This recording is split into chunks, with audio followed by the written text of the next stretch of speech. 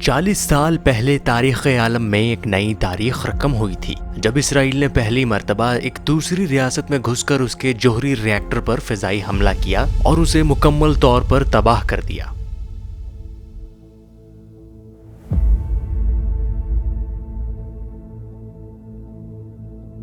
اسرائیل نے عراق کے اوزریک جوہری ری ایکٹر کو 8 F-16 لڑاکا طیاروں کی مدد سے تباہ کیا تھا۔ اگرچہ یہ حملہ 7 جون 1981 کو ہوا تھا، لیکن اس کا اعلان 8 جون کو کیا گیا اور اعلان کے اگلے روز یعنی 9 جون کو امریکی اخبار نیو یارک ٹائمز سمیت دیگر ذرائع ابلاغ نے یہ خبر دی کہ اسرائیلی طیاروں نے گزشتہ روز بغداد کے قریب جوہری ری ایکٹر پر بمباری کی اور اسے مکمل تباہ کر دیا۔ حملے کے اگلے دن اسرائیلی وزیر اعظم مناخم بیگن نے اس کارروائی کا جواز پیش کرتے ہوئے کہا تھا کہ دوسری جنگ عظیم کے دوران ہیروشیما پر گرائے گئے ایٹم بم جتنے بڑے سائز کے بم اسرائیلی شہروں پر حملوں کو روکنے کے لیے عراق کے صدر صدام حسین پر حملہ کرنا ضروری تھا تاکہ اس برائی کو روکا جا سکے۔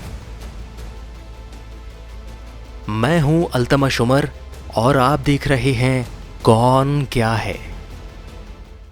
اسرائیلی صحافی رونن برگمین اس واقعے کی تفصیل ایسے بتاتے ہیں کہ 7 جون کو سپہر 4 بجے اسرائیل کے زیر قبضہ صحرائے سینا میں ایٹزن ایئرپورٹ سے 8 F-16 طیارے اوزریک ری ایکٹر پر حملہ کرنے کے لیے روانہ ہوئے۔ انہیں کور دینے یعنی ان کی حفاظت کے لیے اور ان کو پوشیدہ رکھنے کے لیے انہیں 6 F-15 طیاروں کی معاونت بھی حاصل تھی۔ ان طیاروں کو ایٹزن ایئرپورٹ سے اڑنے کے بعد خلیج عقبہ اور پھر اردن کے جنوبی اور سعودی عرب کے شمالی فضائی حصے سے پرواز کرتے ہوئے عراق جانا تھا اور عراق کے دارالحکومت بغداد سے کچھ دوری پر اوزریک جوہری ری ایکٹر پر طاقتور بم پھینک کر تباہ کرنا تھا۔ اس لیے اس آپریشن میں کسی بھی ناخوشگوار واقعے کی صورت میں فوری مدد کے لیے مزید 60 طیارے تیار رکھے گئے تھے، جن میں سے کچھ طیارے ہوا میں چکر لگا رہے تھے جبکہ دیگر زمین پر تیار کھڑے تھے۔ اس کے علاوہ کسی اسرائیلی طیارے کے گرنے یا حادثے کی صورت میں ریسکیو آپریشن کی بھی تیاری کی گئی تھی۔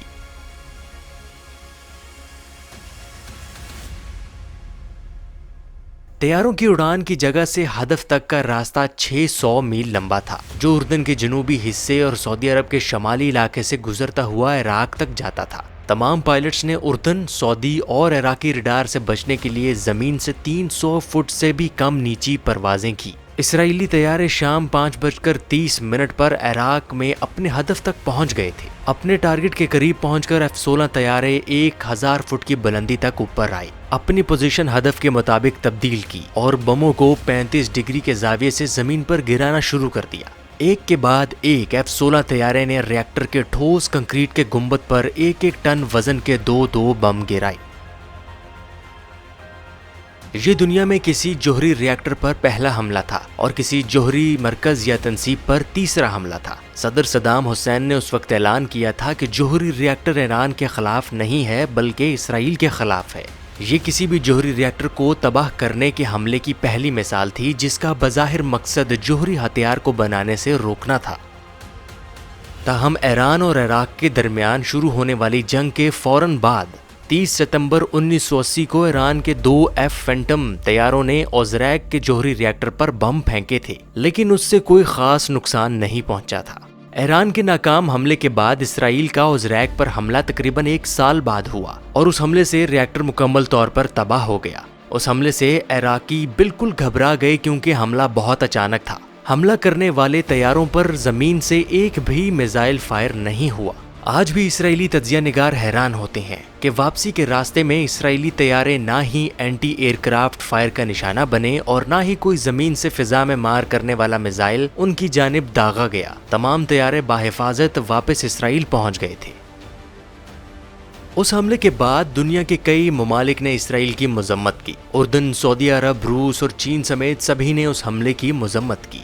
امریکہ میں اس وقت صدر رونلڈ ریگن کی حکومت تھی۔ ان کی حکومت نے بھی عراق کے جوہری تنصیبات پر حملے کی سخت الفاظ میں مذمت کی تھی، تاہم یہ سخت الفاظ حقیقت میں بہت محتاط انداز کے تھے اور اس حقیقت کا انکشاف بعد میں ڈی کلاسیفائی ہونے والے مختلف امریکی خفیہ دستاویزات سے ہوا۔ جوہری تنصیبات پر حملے کے بارے میں امریکی صدر رونلڈ ریگن سے قومی سلامتی کے مشیر رچرڈ ولین نے فوراً واشنگٹن کو ایک خفیہ مراسلے کے ذریعے خبردار کیا اور اس پیغام میں یہ کہا گیا کہ اسرائیل کی مذمت کرتے ہوئے اس بات کا خاص خیال رکھا جائے کہ سابق صدر کارٹر کے زمانے میں امریکی وزارت خارجہ کو علم تھا کہ اسرائیل عراق پر حملہ کرنے کا سوچ رہا ہے۔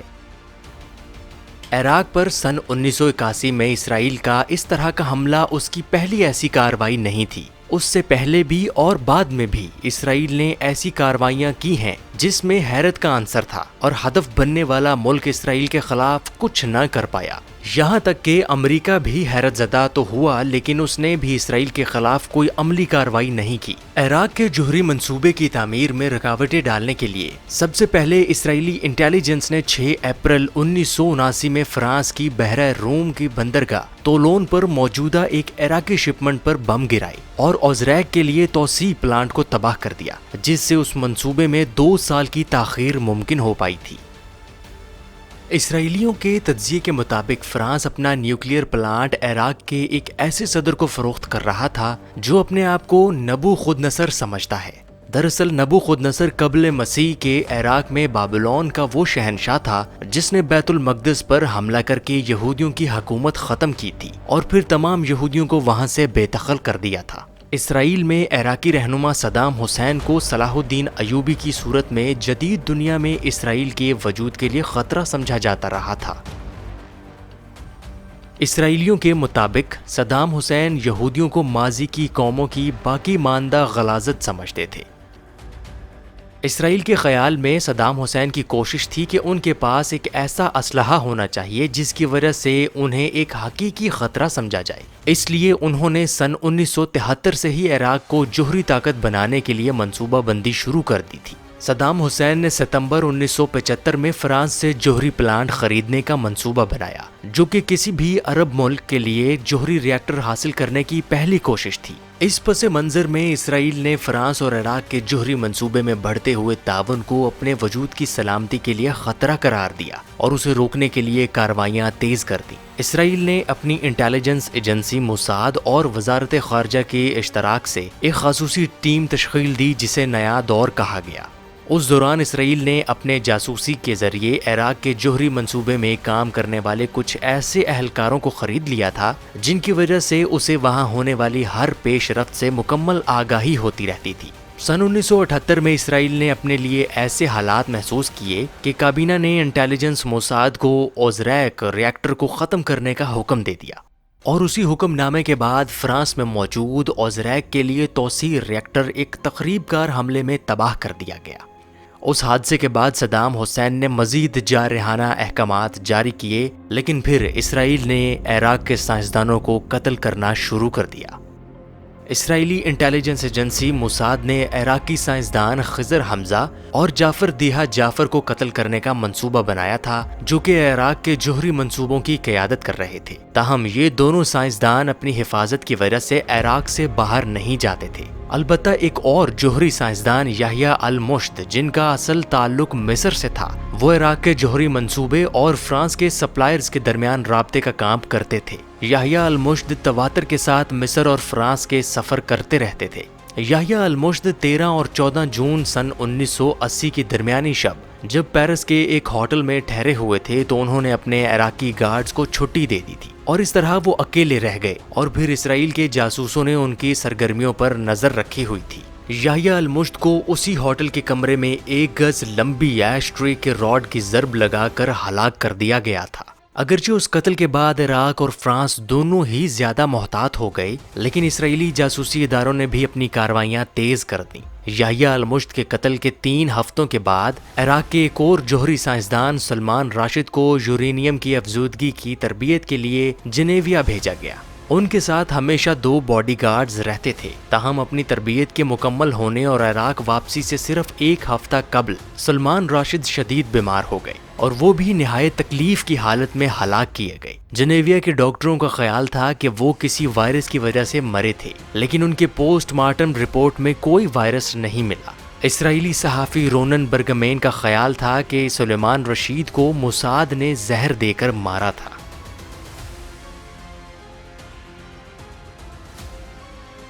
عراقی سائنسدانوں کی ہلاکتوں کی وجہ سے عراقی جوہری پروگرام کو نقصان پہنچا۔ عراق میں کام کرنے والے فرانسیسی اور دیگر غیر ملکی سائنسدانوں میں بھی خوف بڑھ گیا اور ان میں سے کئی عراق سے فرار بھی ہو گئے، لیکن جوہری منصوبے اور تنصیبات پر کام بند نہیں ہوا۔ صدام حسین نے اسرائیل کو سنگین نتائج کی دھمکیاں بھی دیں۔ ان تمام حالات کے باوجود عراق کو یقین تھا کہ وہ جوہری منصوبے کی تکمیل میں کامیاب ہو جائے گا، اور اسی وجہ سے اسرائیل کا خوف بڑھتا چلا گیا۔ یہ تھی مشن اوپیرا کی پہلی قسط۔ آپ کو اگلی قسط میں بتائیں گے کہ موساد کے ڈائریکٹر نے اپنی ہار مانتے ہوئے وزیر اعظم مناخم بیگن کو کیا کہا۔ مزید یہ کہ بیگن ڈاکٹرائن کیا ہے، پاکستان ایئر فورس کے ریٹائرڈ آفیسر نے پاکستان اور عراق کے بارے میں کیا کہا تھا۔ عراق کے ری ایکٹر کے اوپر حملے کے بعد پاکستان نے اپنے نیوکلیئر پلانٹ کو محفوظ بنانے کے لیے کیا حکمت عملی اپنائی تھی، اور جس جہاز میں پاکستانی نیوکلیئر اثاثوں کو لے جایا جا رہا تھا، اگر وہ ہائی جیک ہو جاتا تو پاکستان ایئر فورس نے کیا کرنا تھا۔ ان سب سوالات کے جوابات آپ دیکھ پائیں گے مشن اوپیرا کی دوسری قسط میں۔ آپ دیکھ رہے تھے کون کیا ہے۔ مزید معلومات کے لیے ہمارے چینل کو سبسکرائب کریں۔